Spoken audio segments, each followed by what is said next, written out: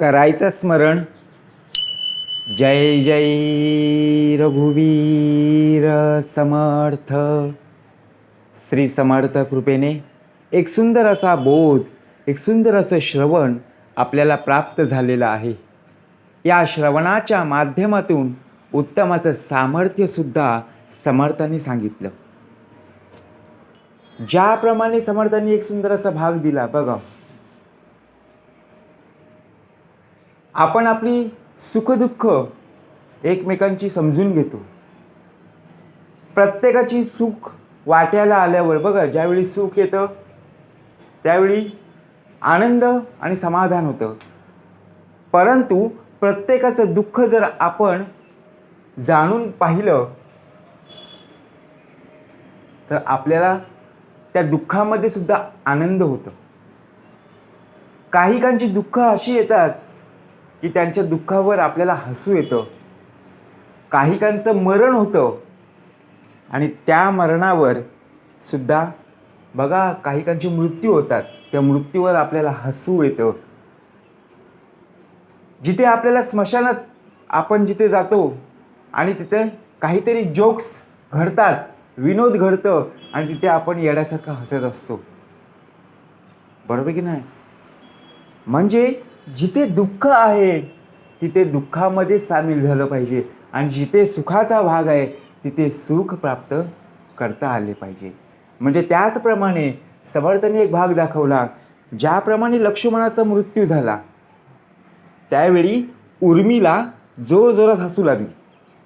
पण त्याचं काहीतरी रहस्य असेल ना, तेच रहस्य आपण जाणून घेऊया. समर्थ म्हणाले, श्रीरामांचा वनवास किती वर्ष होता? तर 14 वर्ष. परंतु माता सीताने सुद्धा वनवासाला जाण्याची तयारी दाखवली.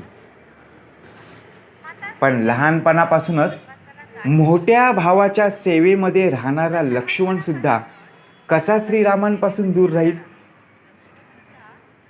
आत्ताचे भाऊ बघा प्रत्यक्ष जवळीक साधायलाच तयार होत नाही. पैशावरून भांडणं होत असतात, प्रॉपर्टीवरून वादविवाद होत असतात. परंतु ज्याप्रमाणे सुख येऊ दे किंवा दुःख येऊ दे, भावाने भावाची साथ नक्कीच द्यायला हवी. त्याचप्रमाणे लक्ष्मणने माता सुमित्राकडून आज्ञा घेतली आणि लक्ष्मण त्याची पत्नी उर्मिलाच्या महालाकडे जातच होता. पण मनामध्ये हा विचार येत होता की मातेकडून तर आशीर्वाद घेतला, पण उर्मिलाकडून कशी आज्ञा घ्यायची? आणि न सांगता गेलो तर उर्मिला रडून रडून तिचे प्राण त्यागेल. आणि जर सांगितलं तर बरोबर येण्याचा हट्ट करेल. असा विचार करत करत जेव्हा लक्ष्मण त्याच्या पत्नीच्या कक्षामध्ये जात गेला तेव्हा लक्ष्मणने पाहिलं की उर्मिला आरतीचे ताट घेऊन त्यांची वाट पाहत होती. प्रत्यक्षपणे आपण एखाद्या ठिकाणी जात असताना आपण आईची परवानगी घेत असतो, पण ही बातमी आपल्याला कुठे जायचं आहे आपण पत्नीसोबत शेअर करत नाही, परंतु ते सांगावं लागतं. म्हणजे ज्याप्रमाणे बघा प्रत्यक्षपणे लक्ष्मण अंगणामध्ये आले तेव्हा त्यांची पत्नी आरतीचं ताट घेऊन उभी होती. तेव्हा उर्मिला म्हणाली, माझी काळजी करणं सोडून द्या, तुम्ही तुमच्या मोठ्या भावाची सेवा करत आहे. प्रत्यक्षपणे भावासाठी भाऊ आहे, बरोबर की नाही? मदतीला कोण धावून आला? भाऊच ना. मग भावाच्या पत्नीने काय दिली शेवटी? बरोबर की नाही? आज्ञा दिली, तुम्ही तुमच्या भावासाठी काय करत आहात? कार्य करत आहात, नक्कीच जावा.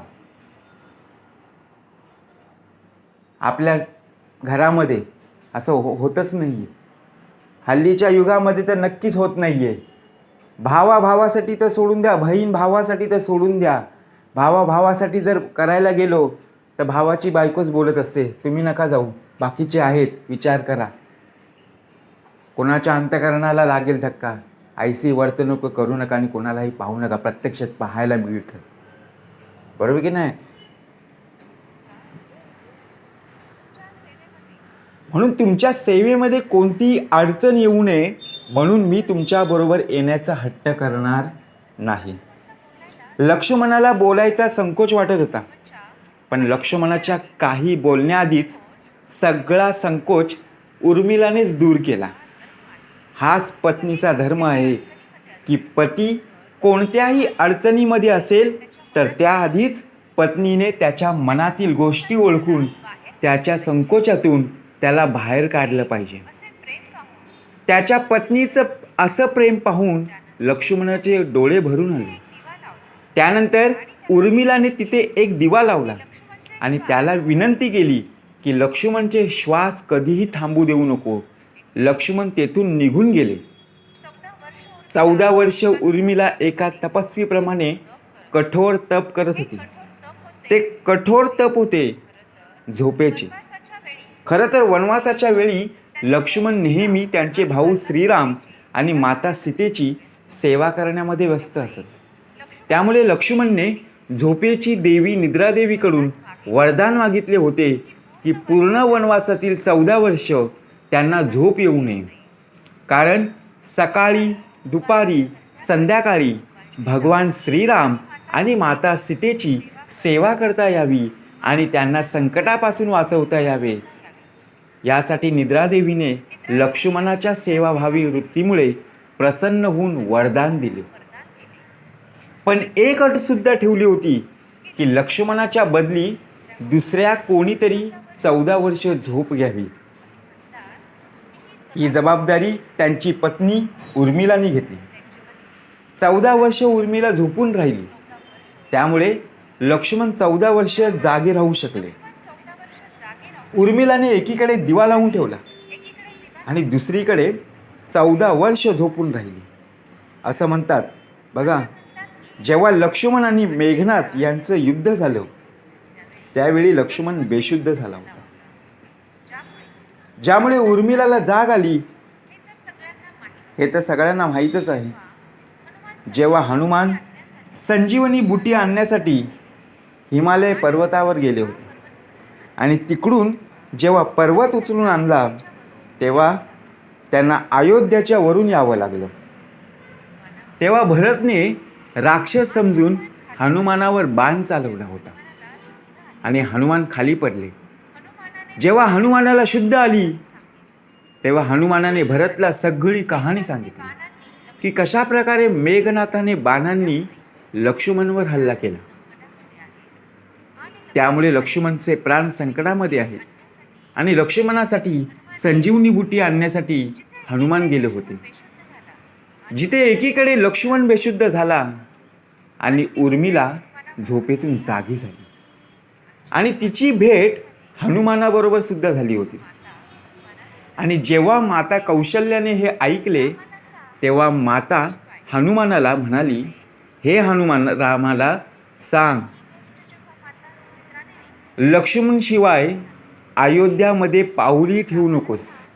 ही गोष्ट जेव्हा माता सुमित्राने ऐकली तेव्हा ती म्हणाली, हे हनुमाना, रामाला सांग अजूनही माझा दुसरा मुलगा शत्रुघ्न आहे.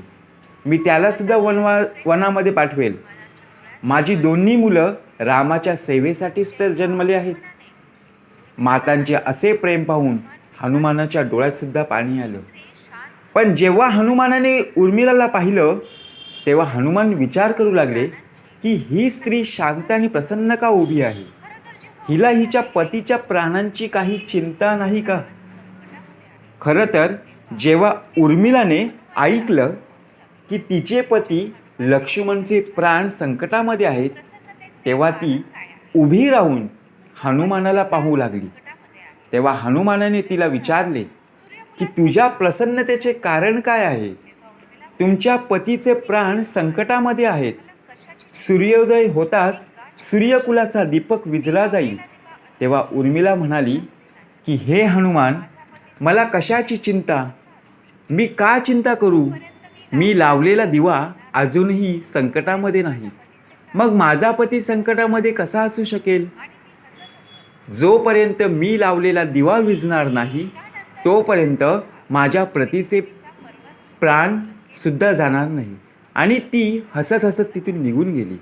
त्यानंतर हनुमान स्वतः संजीवनी बुटीचा पर्वत घेऊन लंकेला पोहोचले.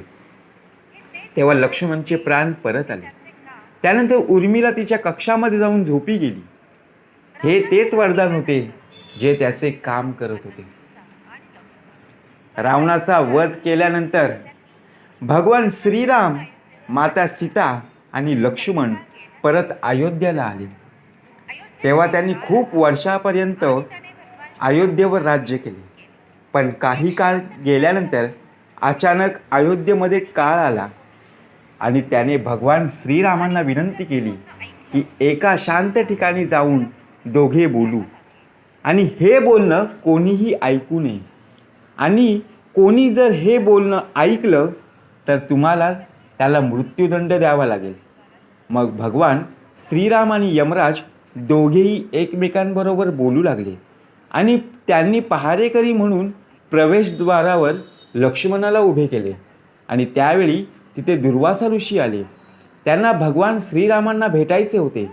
लक्ष्मणने खूप वेळ त्यांना थांबवले, पण दुर्वासा ऋषींनी रागामध्ये येऊन म्हटले, जर ते लवकर श्रीरामांना भेटले नाही तर ते पूर्ण अयोध्या नगरी आणि त्यांच्या वंशांना नष्ट करतील. अशावेळी घाबरून लक्ष्मण, भगवान श्रीराम आणि यमदेवता बोलत होते. तिथे लक्ष्मणाला तिथे पाहताच यम अंतर्धान पावले आणि त्यानंतर भगवान श्रीरामांना इच्छा नसतानाही आपला भाऊ लक्ष्मणाला मृत्यूदंड द्यावा लागला. त्यानंतर लक्ष्मणने देहत्याग केला. जेव्हा ही गोष्ट उर्मिलाला समजली तेव्हा ती जोरजोरात हसू लागली आणि हसत हसत म्हणाली, माझ्या पतीने नेहमी धर्माचे पालन केले. आपला मोठा भाऊ भगवान श्रीरामांचे नेहमी पूजन केले, त्यांची सेवा केली, माता सीतेची सुद्धा सेवा केली आणि आज अयोध्यावासी आणि त्यांच्या वंशांना वाचवण्यासाठी लक्ष्मणने त्यांच्यावर एक सगळ्यात मोठा दोष घेतला आणि आपला देहत्याग केला. हे तर माझ्या पतीचे धर्माचेच संपूर्णपणे पालन केले आहे. आणि त्याचप्रमाणे जोरजोरात हसत उर्मिलाने सुद्धा तिचे प्राण त्यागले. माझा विचार करा, प्रत्यक्षपणे कसा अनुभव, प्रत्यक्षपणे कसा बोध आपल्याला समर्थांनी दाखवला आहे. म्हणून समर्थ म्हणाले, मरे एक त्याचा दुजा शोक वाहे. कितीही काही असलं तरी संपूर्णपणे नाशिवंत आहे.